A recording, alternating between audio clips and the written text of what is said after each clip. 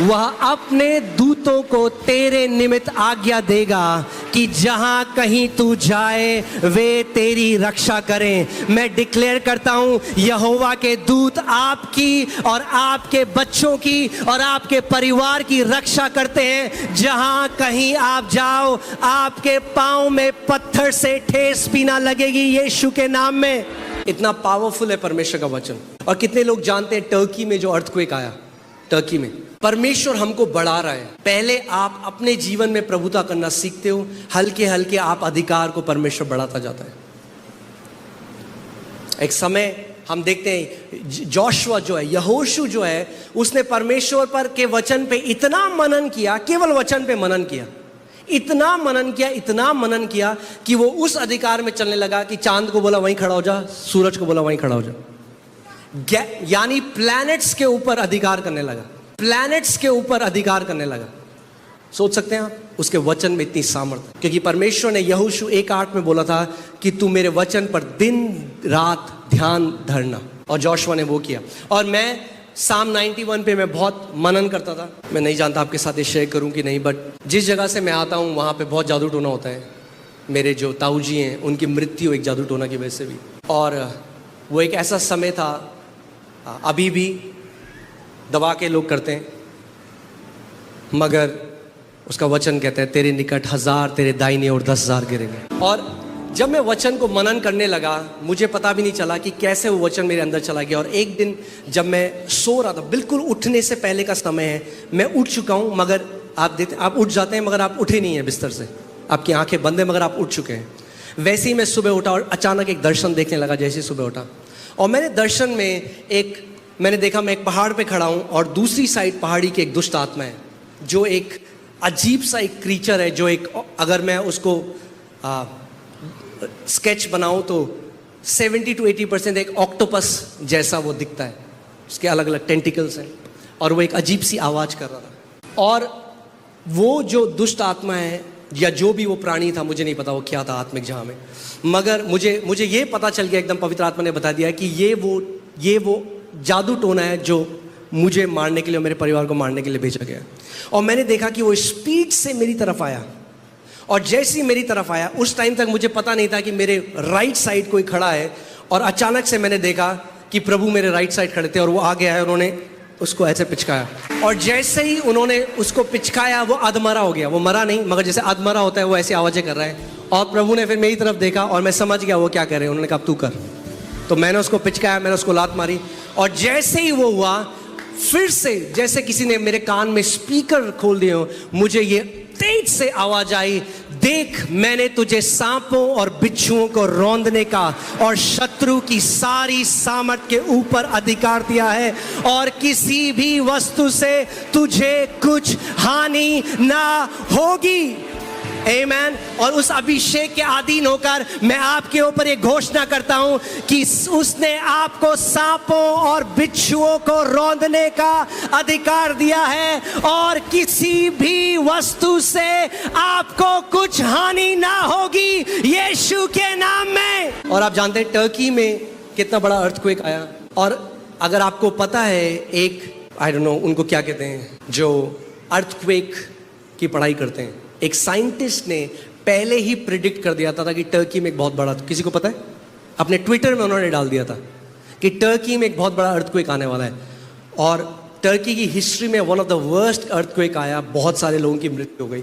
फिर उस व्यक्ति ने दोबारा ट्विटर पे लिखा कि इससे भी भयानक अर्थक्वेक दिल्ली में आएगा और लाखों मरेंगे, हजारों नहीं लाखों, उसने अपने ट्विटर में डाला है। और इसीलिए जब आप कुछ ऐसी न्यूज़ सुनते हैं, आपको सीखना है किस चीज़ को ग्रहण करना है और किस चीज़ को रिजेक्ट करना है। कई बार शैतान साइंटिस्ट का भी यूज़ करेगा। जैसे ही हमने सुना, मैंने कुछ लोगों से बोला, हमने कहा एक्लीसिया, जो कलीसिया है वो यूनानी शब्द एक्लीसिया है, और उसका मतलब है गवर्निंग काउंसिल, यानी परमेश्वर का वो देह जो डिक्री पास कर सकता है, घोषणाएं कर सकता है पृथ्वी पे क्या होना चाहिए। और हमने कहा क्योंकि हम दिल्ली की एक्लीसिया हैं, हम इसको कैंसिल करते हैं, इस भविष्यवाणी को। कोई भी व्यक्ति की मृत्यु नहीं होगी उस अर्थक्वेक में यीशु के नाम में। और आप जानते हैं क्या हुआ? अर्थक्वेक आया जैसे उसने कहा था, आया। और मैं रात को सोया हुआ था और मेरे बच्चे दूसरे रूम में थे और जैसे ही मैं सोया और रात को बिल्डिंग जब हिलने लगी, मैं आपको बता रहा हूं कि कितना कीमती है जब आप परमेश्वर के वचन को अपने हृदय में भरते हो। तब इंतजार मत करो जब तूफान आएंगे। जब तूफान आएंगे तब तो वचन निकलेगा। वचन को अभी बो अपने जीवन में, जब सब कुछ शांत है, जब कोई तूफान नहीं है, तब है समय परमेश्वर के वचन को अपने हृदय में बोने का। जब रात को बिल्डिंग हमारी हिलने लगी, मेरे दिमाग में पहला थॉट आया मेरे बच्चे, और मैं भाग कर अपने बच्चों की तरफ भाग रहा हूं, और बिना मेरे सोचे हुए मैंने खुद सुना अपने कानों से, अरे मेरे मुंह से ये क्या निकल रहा है। और मैं जब उनके कमरे में भाग रहा हूं तो मेरे मुंह से निकल रहा है, मेरे बगल में 1000 मेरे दाहिने और 10,000 गिरेंगे और वो मेरे निकट ना आएगा यीशु के नाम। ये मैं आपको कोई कहानी नहीं सुना रहा हूं, ये मैं आपको सच्चाई बता रहा हूं। ये चीज आपको जीवित रखेगी। ये मैं एंटरटेन नहीं कर रहा हूं आपको, समझिए इस बात को। मैं आपको क्यों कह रहा हूं, कुछ लोग हंस रहे हैं, आप समझिए मैं कि आपके जीवित रहने का आधार है परमेश्वर का वचन। ये कहानियां नहीं है, आपको जीवित रखेगा। जब महामारी आएगी, जब प्रलय आएगी, जब ये सारी चीजें आएंगी, आप अनटच्ड हो गए यीशु के नाम में। सबको छुएगा, आपको नहीं छुएगा यीशु के नाम में। मैंने कहा आप आत्मिक गोशेन में हो। जो बाहर के लोगों को जिसको छूने की अनुमति है, आपको छूने की अनुमति नहीं है यीशु के नाम में। आमीन। चलिए प्रेज गॉड, अब शुरू करें वचन। मैं मजाक नहीं कर रहा हूं, वचन शुरू नहीं हुआ है अभी, ये इंट्रोडक्शन था। देखिए परमेश्वर की प्रतिज्ञा है हमारे लिए। साम 103 में क्या प्रतिज्ञा है? वह तो मेरे सब अधर्म को क्षमा करता और मेरे सब रोगों को चंगा करता है। वही तो मेरे प्राण को नाश होने से बचा लेता है और मेरे सिर पर करुणा और दया का मुकुट बांधता है। वह आपके प्राण को नाश होने से बचा लेता है। English Bible says he redeems my life from destruction. जब विनाश आए तो वह आपके प्राण को बचा लेगा। बोलो मैं आत्मिक गोशेन में हूं। जब मिस्र में रोना विलाप करना था तो आत्मिक जो गोशेन था वहां पे गाना और नाचना और सेलिब्रेशन था। जब वहां अंधकार था तो यहाँ पे क्या था? जीवन था। आमीन, हालेलुया। मैं इससे पहले आपको एक चीज़ जल्दी से मैं एक चीज़ टच करूंगा, उसके बाद हम वर्ड शुरू करेंगे। क्योंकि जब मैंने इसके बारे में हमने बताया, हम दीर्घायु के बारे में बताएंगे, तो कई लोगों के मेरे पास मैसेज आने लगे। तो फिर उन अपोस्टल्स का क्या, परमेश्वर के प्रेरितों का जिनको समय से पहले मार दिया। ओके, तो इसके बारे में आपको बताऊंगा कि आपको डाउट ना हो। परमेश्वर ने सारी चीज़ों से मनुष्य को रिडीम किया। परमेश्वर के लहू ने, प्रभु यीशु मसीह ने क्रॉस में हमें रिडीम किया, हमें छुटकारा दिया बीमारी से और सारे श्रापों से, जादू टोना से, डिस्ट्रक्शन से, महारोग से। इस सब केवल एक चीज है जिससे हम लोगों को छुटकारा नहीं मिला, और वो जानते हैं आप क्या है? परसिक्यूशन, सताव है जिससे हमें छुटकारा नहीं मिला। हमारे पास कोई प्रतिज्ञा नहीं है, आप प्रतिज्ञा बोल के सताव से नहीं बच सकते। जब आपको सताव आएगा, मसीह बाइबल कहती है जो धर्मी लोग हैं वो सताए जाएंगे, और कुछ ऐसे मसीह लोग भी हैं जो मार दिए जाएंगे। मगर आपको बता रहा हूं, उनका सबसे बड़ा ऑनर है परमेश्वर के राज्य में। जो यीशु की गवाही की वजह से वध किए जाएं, उनका बहुत बहुत बड़ा आदर है। वो सुपर हीरो हैं स्वर्ग के राज्य में। आमीन। अब मैं आपको एक परमेश्वर के वचन से एक बात बताता हूं, और मैं ये भी बताता हूं कि एक नंबर है जिनका पूरा होना जरूरी है। बाइबल हमें बताती है परमेश्वर एक अपने फोर नॉलेज में, क्योंकि वो सब चीजों को पहले से जानता है, एक नंबर है जो परमेश्वर जानता है। देखिए परमेश्वर का वचन क्या कहता है। जो यीशु की गवाही के कारण वध किए गए थे, अब देखिए वो अब यूहन्ना जो अपोस्टल है, उसको प्रभु यीशु मसीह ने दर्शन दिखाया। वो स्वर्ग में देख रहा है कि परमेश्वर की वेदी के नीचे वो आत्माएं हैं जो यीशु मसीह की गवाही के कारण वध किए गए, जो लोग मार दिए गए। आमीन। अभी पास्टर नेहमाया मुझे बता रहे थे, अभी अमेरिका में एक यंग कपल है जिनको मार दिया गया यीशु की गवाही के लिए। वो कैरेबियन कहीं पे गए, young, I think what in there 20s, late 20s, और हस्बैंड वाइफ को वध कर दिया गया। देखिए बाइबल इसके बारे में कहती है, उन्होंने बड़े शब्द से पुकार कर कहा, हे स्वामी, हे पवित्र और सत्य, तू कब तक न्याय न करेगा और पृथ्वी के रहने वालों से हमारे लहू का बदला कब तक न लेगा। उनकी आत्माएं पुकार रही हैं परमेश्वर की वेदी के नीचे। परमेश्वर ने अपनी वेदी के नीचे उन आत्माओं को रखा है। जब आप प्रकाशित वाक्य में पढ़ेंगे, उनमें से हर एक को श्वेत वस्त्र दिया गया और उनसे कहा गया कि और थोड़ी देर तक क्या करो, विश्राम करो, जब तक तुम्हारे संगी दास और भाई जो तुम्हारे समान वध होने वाले हैं उनकी भी गिनती पूरी ना हो ले।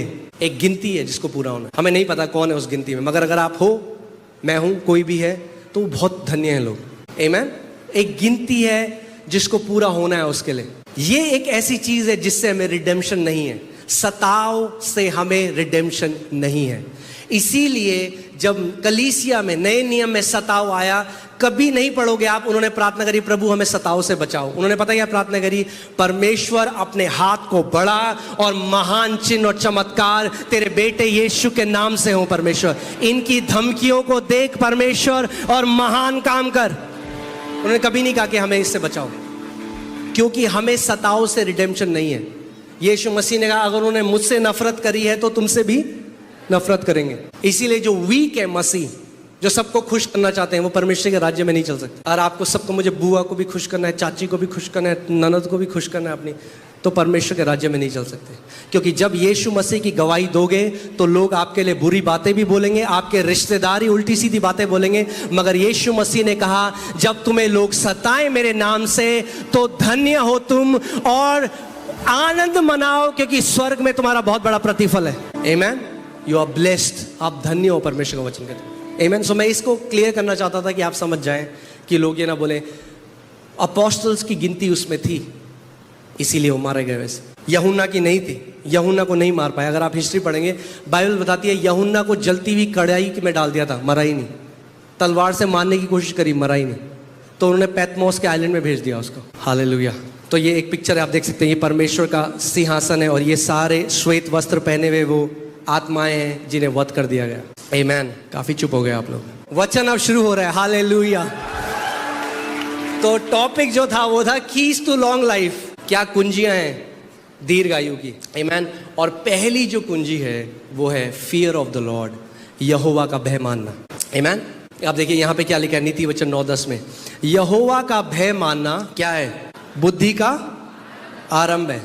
यानी जो लोग यहोवा का भय नहीं मानते, आरंभ भी नहीं हुआ, बुद्धि लेस है हो। क्योंकि यहोवा का भय मानना क्या है, आरंभ है, आरंभ है। आमीन। मगर प्रेम उसकी संपूर्णता है। आमीन। सो यहोवा का भय मानना, यहोवा का भय मानना इसका मतलब हो प्रभु जी आप हमें कोड़े मारोगे, नरक में भेज दोगे, ये उस भय की बात नहीं कर रहा। ये बात कर रहा है यहोवा का आदर करना। और जब प्रभु यीशु मसीह ने जब ये word fear of the Lord बोला तो उसने पता क्या बोला, यहोवा को वर्शिप करना, उसकी आराधना करना। जब आपके जीवन में नंबर 1 परमेश्वर है, जब आप जीवन इसलिए जीते हो, इसलिए नहीं कि लोग क्या बोलेंगे, मगर आप इसलिए जीवन जीते हो कि मैं जीवन जो जी रहा हूं मैं अपने परमेश्वर के लिए जी रहा हूं। पौलुस कहता है यदि आज भी हम लोगों को खुश करने के लिए जीते हैं तो हम मसीह के दास नहीं हैं, हम मसीह की सेवा नहीं करते। आमीन। क्योंकि कई बारी आपको अपने लोगों को भी एक तरह से प्रभु की सेवा करते हुए आप उनको दुख देंगे ना चाहते हुए भी। जब मेरे पिता प्रभु में नहीं थे और मैंने जवान बच्चों को अपने घर पे बुलाना शुरू किया, जब हमारी नई नई शादी हुई थी, तो हर सैटरडे संडे हमारे घर पे जवान बच्चे होते थे, मैं उन्हें गॉस्पेल सिखाता था। मेरे पिता का फ़ोन आया, उन्होंने कहा तेरे घर में कोई नहीं आएगा। अब आप क्या करोगे, अपने माता पिता का आदर करना है। मगर यीशु मसीह ने कहा सबसे पहला हमारे जीवन में क्या है, परमेश्वर। तो मैंने अपने पिता को कहा नहीं, मैं उनका आदर करता हूँ, मगर इसका मतलब है पहला मेरा जो परमेश्वर ने हमें आज्ञा दी है हम उसको मानेंगे। आमीन। सो यहोवा का भय मानना बुद्धि का आरंभ है और परम पवित्र ईश्वर को जानना ही समझ है। मेरे द्वारा तो तेरी आयु बढ़ेगी। क्या होगा, मेरे द्वारा तो तेरी आयु बढ़ेगी। देखिए यहोवा का भय मानने का मैं आपको एग्जाम्पल बताता हूँ क्या होता है। जब मैं मसीह में आया उससे पहले जो मेरी संगति थी, जो मेरे दोस्त थे वो सिगरेट पीते थे, शराब पीते थे, सारे लड़के गलत संगति में थे। और मैं आज आपको बता रहा हूँ कई यंग बच्चे यहाँ पे ऐसे, आप संडे को चर्च आते हो और मंडे से सैटरडे तक आपके सारे अनगॉडली दोस्त हैं, आप लाइफ में कहीं जाने वाले नहीं हो। Let me be very clear. क्योंकि जो आप संडे को सुनते हो, मंडे से सैटरडे तक वो भूसा भर देते हैं आपके दिमाग में, आपको गलत एडवाइस देते हैं, आप गलत संगति में जाते हो और आपको ले जाएंगे परमेश्वर के घर से दूर। इसीलिए बाइबल कहती है the righteous should choose their friends wisely. जो धर्मी जन है वो अपने दोस्तों को ध्यानपूर्वक चुने। अगर आपके दोस्त गॉडली नहीं है, मैं आपको बता रहा हूं, सूनर और लेटर, देखो ना, क्योंकि आप संडे को 2 घंटे आके वचन सुनते हो, मगर अपने दोस्तों के साथ मंडे से सैटरडे तक रहते हो।